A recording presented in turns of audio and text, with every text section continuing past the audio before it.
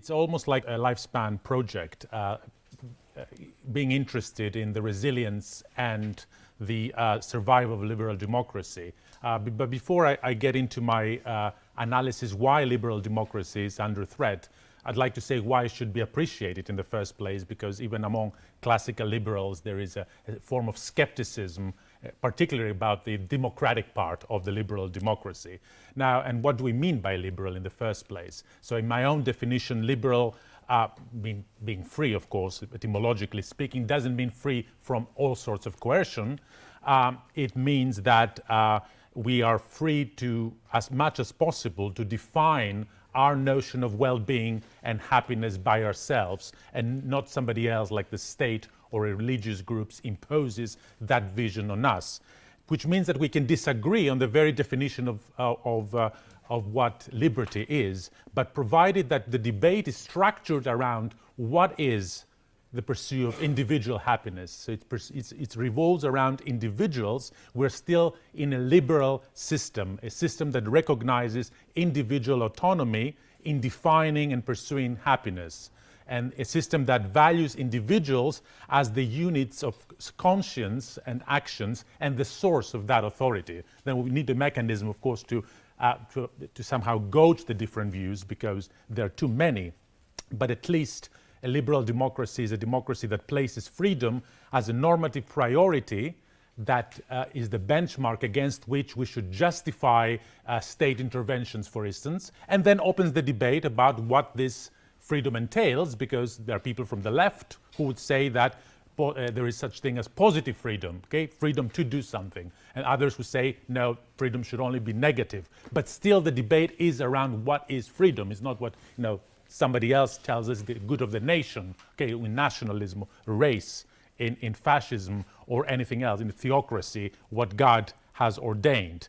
Of course, this is all good, but our pursuit of happiness depends on surrounding circumstances, our collaboration, some norms, institutions, and the use of resources. So we live together, so our autonomy and subjectivity becomes intersubjectivity, okay? We all set our preferences, our goals, based on aspirations, ideas, and beliefs, but we have been influenced by others and our context.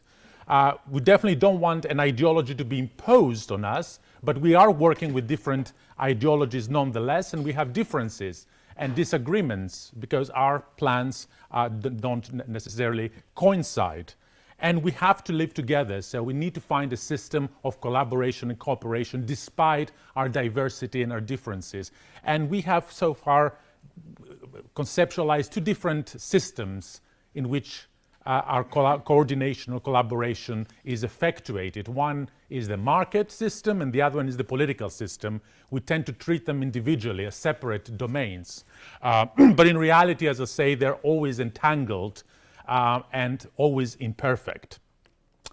So the liberals and classical liberals will give priority to the markets, because first they are the ones who primarily recognize diversity and diverse preferences, but they want a non-coercive way of satisfying those preferences. And of course, with the market, you want different things. You want to buy a yogurt, you want to buy cereals, etc. Any coincidence of goals leads to cooperation, and coordination can be achieved. So this is what Hayek, Smith, Mises, Kirchner has taught us. But what they have stressed is all of a sudden this creates an emergent order, a spontaneous order. And we don't need a central planning, of course, because this will mess with the spontaneous order. But we need some rules nonetheless. So this order is not that spontaneous, and it's not that emergent out of our interactions. Our interactions rest upon institutions, and this is what classical liberals recognize from Buchanan, who talked about a constitutional way of finding these common rules, to others who stress the common law and the tradition. But in both cases, we are creating what we call state power. So we still have to face power. We are still in a power structure, even when we have markets being operable. And power, meaning coercion, I'm using the very raw definition of power, because others like Foucault and Gramsci and Lucas have come up with different interpretations of power like agenda setting or dominant discourse, socialization structures, but just power as coercion is inevitable even in a market system, okay, for this market system to operate. Now, in the narrow world of economics, the kind of challenges that we have to sort together are very limited. There is a list called about the things that we should do, like externalities. Okay, our interactions create externalities such as pollution. There is the debatable notion of market failure, the under-provision of goods and services, such as public goods, and then we have to define what we mean by public goods. Fraudulent behavior is also another thing that we need jurisdictions and courts to deal with that. Okay, so we need coercion, prisons, sanctions. We need power, state power. Okay, so far that's what we have. Maybe not the classical state that we live in, but some form of coercive structure should be in place. But there's more than that, because the debate doesn't finish with economics. We have income inequalities, and some people are not happy with income inequalities, or issues of luck. I guess somebody is born wealthy and others don't like that. We have questions over equality of opportunity. So we have grievances that we cannot ignore. We can say, oh, these are not valid grievances, but they are there, okay? So our preferences are not conditioned by our ideology. There are other unconditioned preferences about how the system should be, the system we inhabit, that do not fall within our own ideology, whether it's the right or the left. And this addresses a system that is coercive and at the same time highly allocational and distributional, because the definition of property rights, whether to build a house here, how tall it's going to be, how big it is, it does create winners and losers, okay? Even the property rights themselves are debatable by people who don't have them, okay? We know that from ideas from socialism and the left.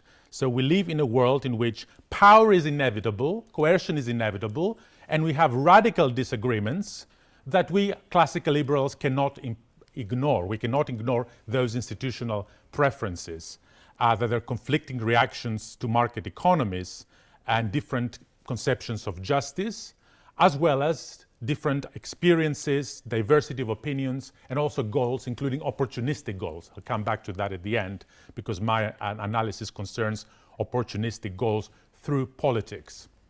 So I describe politics as three images: the good, the real, and the ugly.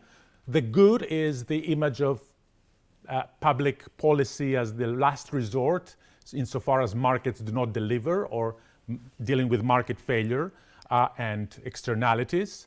The real is that politics is here writ large, is a foundation of any community and of markets. We can't get rid of politics, and we can't get rid of coercion and power. As Aristotle said, we are political animals, zoon politikon, okay? And the idea of the polis is that we are together in order to pursue our happiness, or eudaimonia. The achievement of happiness can only be attained within a community under certain rules. But unfortunately, the structure for eudaimonia is not a bottom-up organic process, like Aristotle described it. We have families, small villages, and then we form the polis. And it's not, of course, the creation of a contract in the Buchananian or Rawlsian way. The ugly face of politics is that we have always dealt with the problem of power in its most ugly manifestation: predation, exploitation, murderous kings, emperors, raids, gangsters, tyranny, plunder, and murder. It seems that liberal democracy is a historical exception to a parade of blood, of murderous and plundering regimes. And liberal democracy, heavily influenced by classical liberalism, is a successful effort to tame, not to eradicate, to tame political power. Okay? So to tame the beast, because the beast is there, it doesn't go away. It is there, it has to be tamed, and create a freer society, a liberal society, in the sense that I described before, that we are free as individuals to say, this is the notion of good, this is the notion of justice for me, let's discuss it. So how to tame the beast? We did it. That's why we have to appreciate liberal democracy before we're concerned with its erosion and eventual decline. But we still have some key challenges as classical liberals. Given the inevitability of politics, what kind of political organization better safeguards autonomy and handles intersubjectivity and difference in ways that prevent conflict, okay? And ideally, the system that safeguards autonomy with collective decisions that can handle intersubjectivity and difference of opinion and circumstances should not only prevent conflict, but they should also advance some overall prosperity and well-being, because otherwise there will be conflict if the system collapses. So very high standards of what a system that started with gangsters and lords and barons can achieve, given that the nature of politics is conflictual and it's competitive, and we have a clash of plans and visions and values, okay? How are we going to handle this intersubjectivity and the fact that politics is essentially authoritative, if not authoritarian anyway, okay? And here we go to this wonderful thing called liberal democracy. Now, I said what I described liberal, now I'll describe democracy. Now, democracy is not the etymology of the word, demos, okay, meaning people, demos like demography, pandemics, endemic, and kratos, power. It's not that the people have power, it's not self-governance and popular sovereignty, not least because we have asymmetrical opportunities to voice our concerns. There's no process of continual and immediate aggregation of preferences or satisfaction simultaneously of all our preferences. But we came close to tame the beast, okay? And with the contribution of classical liberalism, the discourse about natural rights addresses the problem of power, okay? Gives substance to us as individuals because we're endowed with natural rights. So it's the foundation of what came as a classical liberal democracy in the Madisonian sense, what I call the first moderation of power. The first moderation of power is that the United States gets rid of the king, okay, and try to institute a system of non-domination, because the elites, the founders, the framers, didn't want anybody else to become king in the place of the king that they got rid of, okay? This is inspired by elite restricted parliaments and constitutional protections, but now it is shaped in the form of an American republic in which we have liberal institutions such as the Bill of Rights, constitutional rights that restrict what the state can do, federalism, known things, the question of constitutional design, checks and balances, and institutional countervailing powers. Okay, the Senate and the House of Representatives are the Congress, but there's also a Congress at state level, and the president has it's a different form of power, executive, legislative, and then the courts are supposed to be independent. So this system seems to be working because it has an institutional embeddedness. Okay, does this solve the problem? No, it doesn't solve the problem, because democracy is not the problem. In my analysis, in my work, is not the direct application of an institutional design. It rests upon socioeconomic conditions that allowed, enabled, and help political elites institute this system in the very first place, when they're not in conflict, not killing each other, but they understand that they share some common interest in creating an insurance policy that nobody should dominate them. They will come and converge on those institutions that prevent domination. So the foundations of liberalism is not just the institutions themselves, is the socioeconomic conditions that allowed elites to converge on institutions in which nobody dominates. Maybe because they know that they cannot. They will create chaos and conflict. If they could, they would have done it. But they know that the new republic is geographically diverse, it's big, and that they have to protect themselves from a new dictator, from arbitrary, capricious power, from new gangsters, okay? And create a system that gives them stability, protection, and from arbitrary power, and some degree of predictability. Some degree, because it's an open-ended system. So Essentially, it's a socioeconomic pluralism that has different nodes. There's no central node, different nodes that check each other out, okay? It's pluralism as a system of interconnectivities among groups or elites, each of them still competing for access to state power, but realizing their own limits and the risks of going beyond a certain degree of contestation. And the way to settle this dispute is by agreeing on some common rules about how they should all behave, okay? This is what I call the structure of liberty. The structure of liberty is not just institutional, it is socioeconomic, and therefore, ideally, it is self-reinforcing, okay? Because nobody dominates, nobody imagines a situation in which they can try to dominate and get away with it. It's a system of countervailing powers.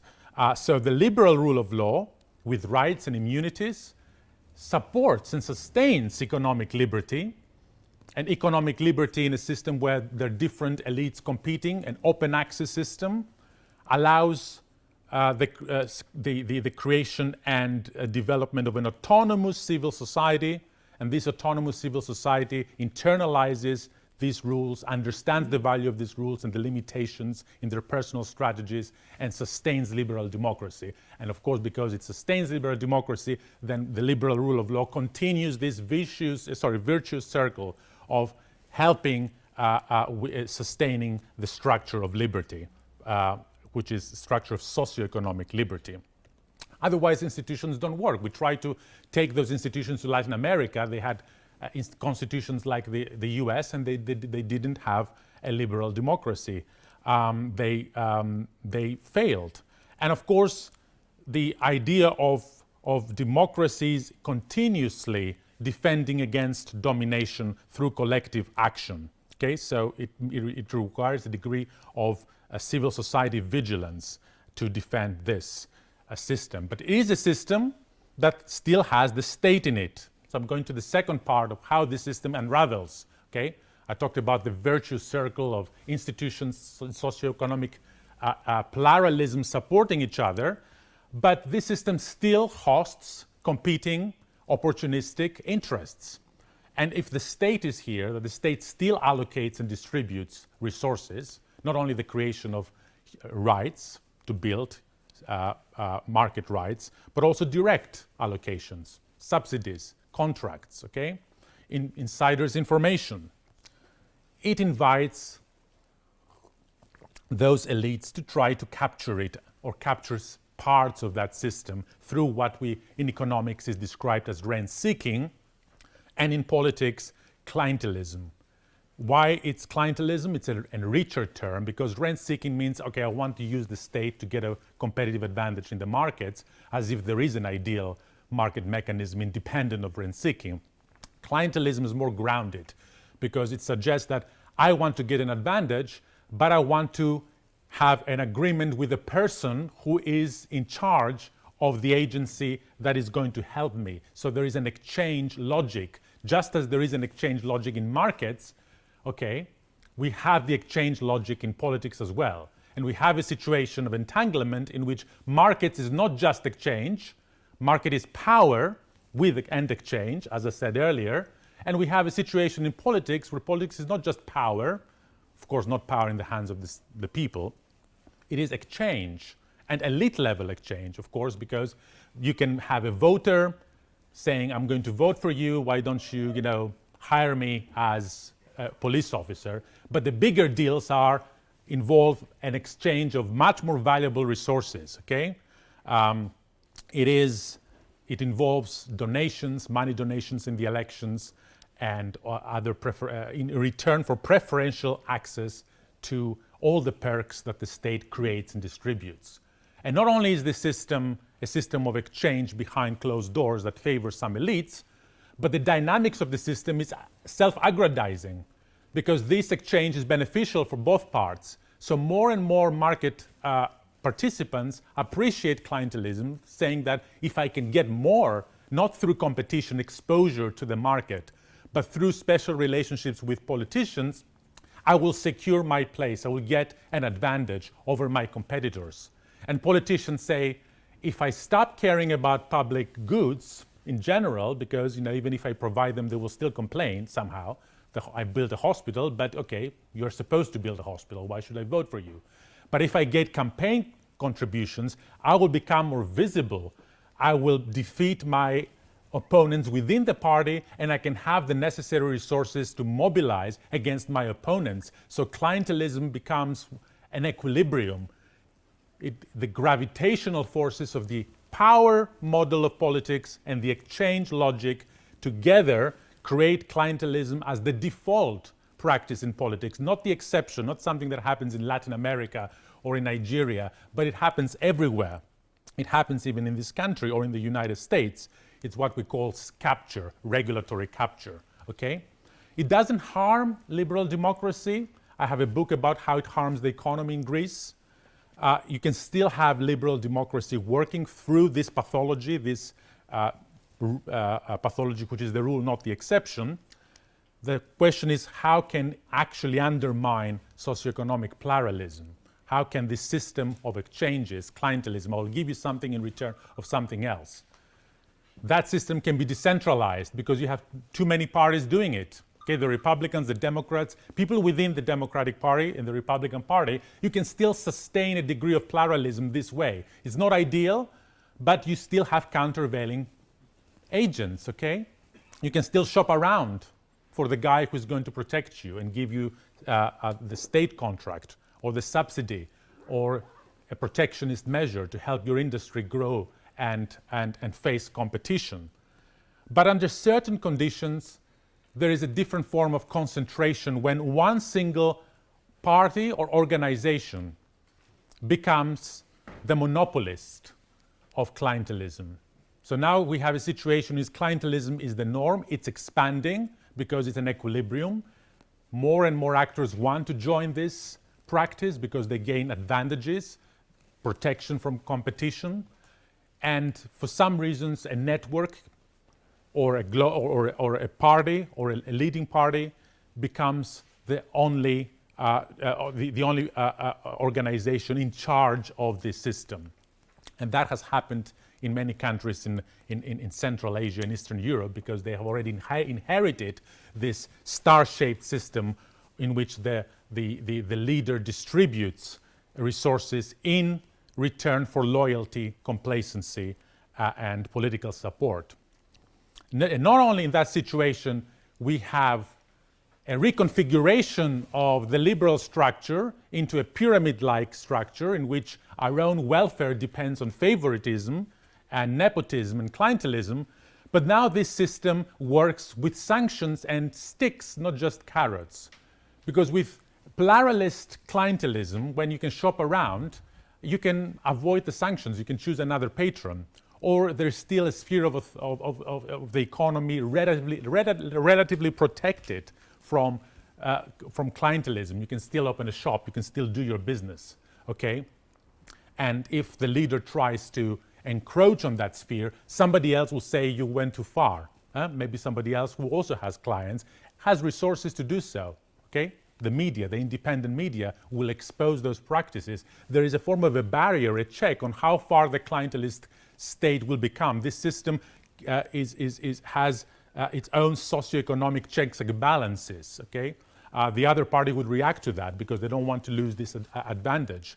But once we shift into one single node, central node, doing the whole thing, running the whole system, then this central node, this agent, this dominant party, the leader, will actually threaten those who don't come to that system with retaliation and redistribution, okay? So clientelism is no longer an exchange relationship, no matter how immoral we might find it. It's an exchange of benefits, but it becomes coercive. So we're going back to the situation of coercion, okay? The situation that we dealt with, the gangsters, the kings. What did they say? If you don't obey me, I'm going to chop your head. I'm going to put you in prison, okay? Or when we have a gun on our head, that's not a free system, okay? Here we don't have a gun on our head. By contrary, we have a very explicit blackmail. If you don't support me, you'll be ostracized, destroyed, okay? Your businesses your business, your livelihood will suffer. Okay, so the same system that gave birth to liberty, to the liberal structure, is undermined by the same entanglement that I just described earlier. The fact that politics and markets are together, okay, one influencing the other. In one case, at a different point of time, the configuration of markets was such that commercial elites decided they should and could tame political power with the institutions that we already know, the constitutions, checks and balances, independent judiciary.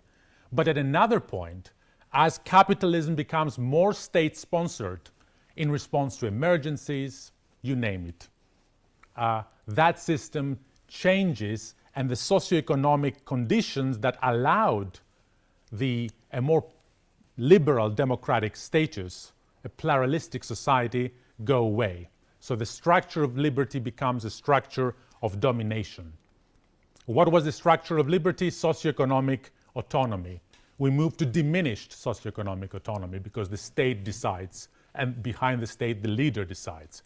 By the way, it can be two parties as well, not necessarily one party. Okay? It can be a cartel system. We have cleavages and policy divisions anyway, but the expression of dissent now is filtered through the censorship that this clientelist organization imposes. The checks and balances are eroded. Yes, we have independent courts. How independent can you be? You can be formally independent and informally dependent. Okay, you can be a judge, and at the same time, as a judge, you have a husband or a wife working for the government, or you know that your family circumstances will be affected by any move that displeases this clientelist organization. Okay, this structure that now controls the distribution of benefits and threatens you with retribution and retaliation. Is there any opposition to that? I don't think the opposition would be able to find resources and allies, because as I said earlier, you can't compete unless you have allies and resources. Okay, you don't have a voice. What happens to the independent media? Probably they're owned by people who do business with governments, and those people understand that they should align themselves with the government, otherwise they will be completely they will be persecuted and annihilated. So it's the exact opposite process that led to the creation of liberal democracy that we take for granted that is now being unraveled because of a shift in capitalism justified under different banners. That we live in the times of emergency, the system is very complex, we need social justice, and so on, okay? Or it can be either radical right nationalism, or it can be a technocracy, technocratic justification of the power becoming concentrated in a single center. If power gets concentrated in a single center, whether it's technocratic or not, it will be clientelistic, because the exchange logic doesn't go away from that system. Politics hosts both the exchange and the power model, just as markets host both of them. And in that system, there is no exit, therefore there is no voice. So I'm finishing this with a little bit of, I know it's gloomy, and as Lord Vinson said, we shouldn't be gloomy, but it is. It's a warning, let's say, that what we can do with it, I don't know what we can do actually. Maybe it's our destiny to be like that, but at least as a new Madison would have said, it's about changing the constitution of the economic constitution again to preserve the precarious balance between liberty and democracy, which depends on safeguarding what I described as the structure of liberty, pluralizing economic power, socioeconomic power as much as possible, preventing the concentration of more power in a single center. Okay? Liberal democracy developed as a check on arbitrary power. Political liberty is associated with the structure of the economy and the role of the state in it. The return of economic statism threatens the unraveling of this liberal democratic symbiosis pioneered by people who believe that the Chinese model is the future in not only in China and the developing world, but elsewhere as well. So the Here is the time for a new moderation, okay? New moderation as much as possible. A case for constitutional reform to protect liberal democracy and sustain the liberal symbiosis, okay? There are certain suggestions re-establishing some principles such as subsidiarity. Subsidiarity means that if we can do it, then the state doesn't have a justification of acting. If we can do it better, if there is a public goal that can be achieved in different means, as close as possible to the people. There is the idea of proportionality. Okay, is this intervention proportionate to what the public good or the public goal is supposed to be? And definitely a constitution that prevents at least discriminatory applications of state power, because there are some aspects of state power that are more prone to clientelism than others. For instance, there is a difference between having a hospital in which it's very unlikely that the doctors would refuse to treat a patient, so the welfare state, and we wrote a paper with Nick Cowan on that, is less prone to that. It has to be late stage clientelism to make the allocation of those goods conditional on political support.